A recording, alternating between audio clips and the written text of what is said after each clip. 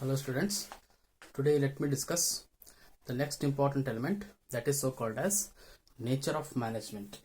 Nature of management. So looking to the nature of management, we can rightly highlight these many following important points. One is management is a process. When I was discussing the various definition given by the eminent authors, by that time I have rightly defined that management is a process. Why it is so called as a process? Because it is a never or ever ending process, and management is going to involve a series of activities, and it is also going to involve a series of different operations with respect to the business organization. And apart from that, the managers of the business organizations are going to perform a number of different functions. What are those?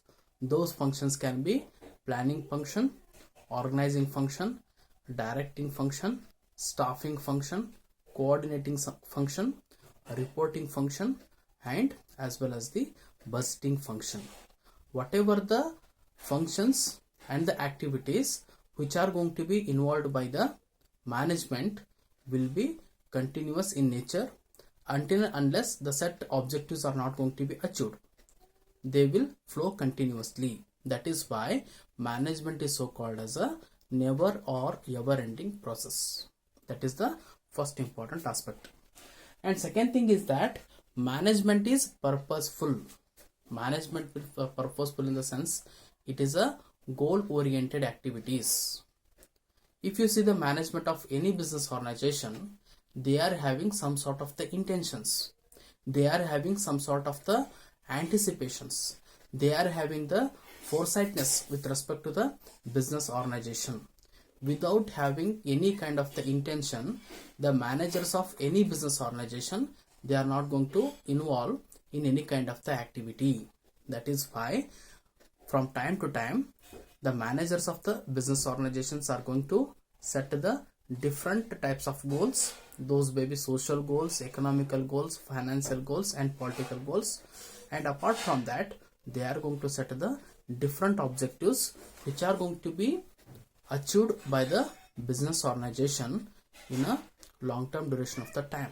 That is why without having any kind of the anticipation, expectation, without having any kind of the visionary mind, they won't implement any kind of the plans also. That is why before doing anything, they are going to do the effective planning, and after implementation that they are going to achieve the end results with respect to the business organization. That is why it is so called as it is purposeful. It is purposeful. That is the second important nature. And third thing is that it is multidisciplinary subject.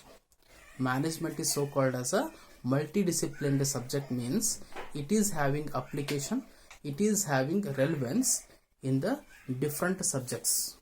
And in the management also, we are going to use different kinds of techniques. We are going to use different kinds of the principles which have been borrowed, which have been derived from different subjects. From which subjects we have rightly derived all these principles, in the sense these principles have been derived from subjects like social science and sociology, anthropology, and psychology. From these many different subjects, we have rightly been derived the different techniques and the principles which are going to be adopted and implemented by the management. That is why it is having application and relevance in the different subjects also. And from different subjects, we have derived some sort of the techniques and the principles also. That is why it is so called as a multidisciplinary subject. Management is so called as the multidisciplinary subject. That is the third important nature. And fourth thing is that it is universal. It is universal. So universal in the sense universality, pervasiveness, what we can call, that is so called as the universality. It means that the whatever the techniques and the principles which are going to be adopted by the management, those are going to be applied to the different types of organization. So anywhere we can use this kind of the principles and techniques. At any time we can implement this kind of a technique also. Until and unless the meaningful results, end results are not going to be achieved, this kind of a principles are going to be rightly been applied to all types of different form of the business organization. Either it can be small size of the business organization or it can be big size of the business organization. Everywhere and the anywhere, this kind of a principles can be rightly been used and the applied. That is why it is having universality, or it is having the pervasiveness also. That is what we mean as it is universal. That is the fourth important aspect. And last thing is that management is so called as the science as well as the art. Management is so called as the science as well as the art. So some people argue that management is purely a science, and some other people used to argue that it is a art. And there is a one more group which is going to argue that management is science as well as the art also. Why it is so called as a science? Because in the management, if you see the management, they are going to use and adopt different concepts which are having a proper base. That is why the management is so called as it is a body of well defined concepts. And in the management, we are going to adopt and use the different principles. We are going to use and adopt the different techniques which is having exactness, which are having proper base, which are having scientific meaning. That is why, for that reason, we used to argue that management is a purely science. And some people argue that it is a management is an art. Why? Because we are going to do the application of the skills, we are going to do the application of knowledge so as to give solutions to the problems. That is why in business organization, if there is any kind of the problem arises, so as to give solutions to all the problems, we are going to do the application of the some sort of the knowledge, and we are going to do the application of some sort of the skills also. With the help of that, we are going to find the solutions to the different problems of the business organization. That is why it is so called as the art. That is why, according to us, the management is both science as well as the art. So this is about the nature of management. So when the question is going to appear for the exams, you need to highlight these many important points. Okay. Next important aspect that I want to discuss is importance of management.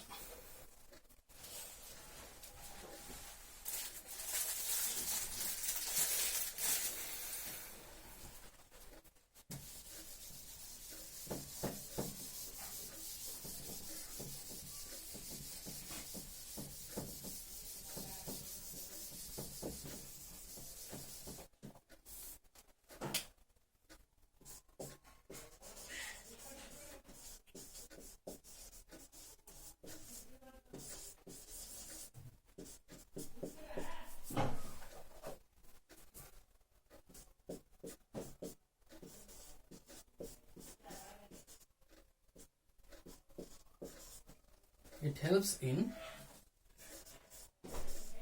achieving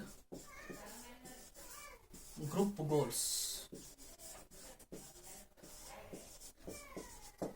It helps in achieving group goals. And second thing is that it increases efficiency.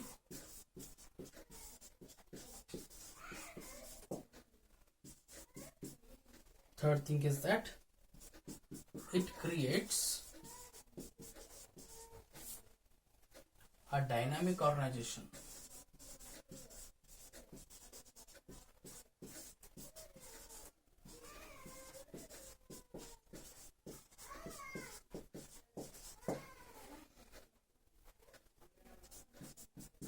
Fourth one, it helps in achieving personal objectives.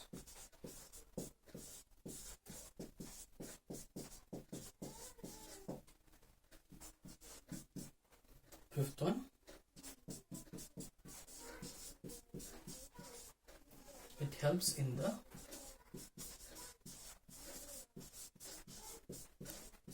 development of society.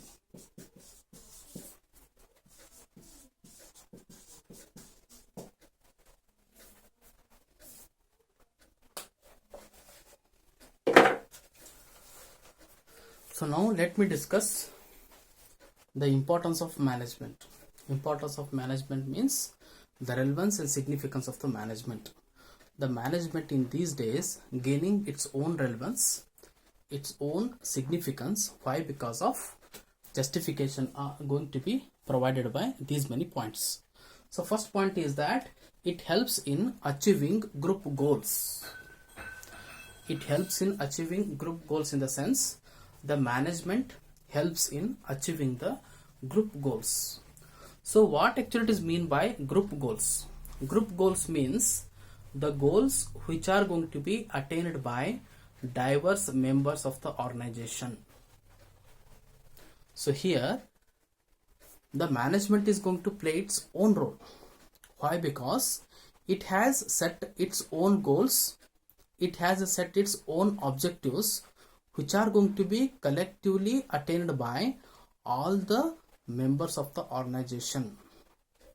That is why if you see any management, there will be one mentor, there will be one manager, there will be one leader who is going to take the initiation of all the diverse members of the organization, and he will build all those members as a team, and he is going to build the team spirit, he is going to motivate the workers, he is going to ask their workers to put some sort of efforts so that the workers should express their commitments and hard works.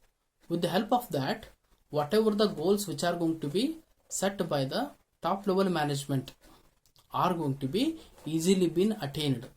That is why all the different members or the diverse members of the organizations are going to act as a team, and they will come out with some sort of the self-confidence. They are going to put the efforts, commitments, hard work, and likely they will help the management so as to achieve the set goals or the objectives of the company. This is how the management helps in achieving the group goals. That is the first importance of the management. And speaking about the second point, it increases efficiency. It increases efficiency in the sense the management increases the efficiency. So what actually is mean by efficiency? Efficiency in the sense minimization of the cost and maximization of the returns. That is what we mean as efficiency is all about. So here the management is going to increase the productivity of the workers of the business organization. How? In the sense they are going to optimize all the organizational resources at a minimum cost, and they are going to reduce and minimize optimization of all those resources in terms of the wastage. It means that as much wastage that you are going to reduce, you are going to minimize, automatically it is going to minimize the cost of the product, and likely it is going to maximize the returns of the business organization. That is why here the management is going to concentrate on how to minimize the cost, how to reduce the wastage with respect to the utilization of the resources. They will focus on how to increase the productivity of the workers, how to maximize the returns of the business organization. This is how they are going to increase the efficiency. That is why the management helps in increasing the efficiency. That is the second importance of the management. And third thing is that it creates a dynamic organization. It creates a dynamic organization. So what actually it is mean by dynamic organization? As I have rightly said that there is a changes have been taken place in the business environment. Whatever the demands and the needs which your customer had in the past, they have totally taken a different shape. That is why, due to the changes in the business environment, changes in the demands and needs of the customer have rightly been created. Take the example of changes of the business environment. Before there was no globalization, before there was no liberalization, before there was no privatization.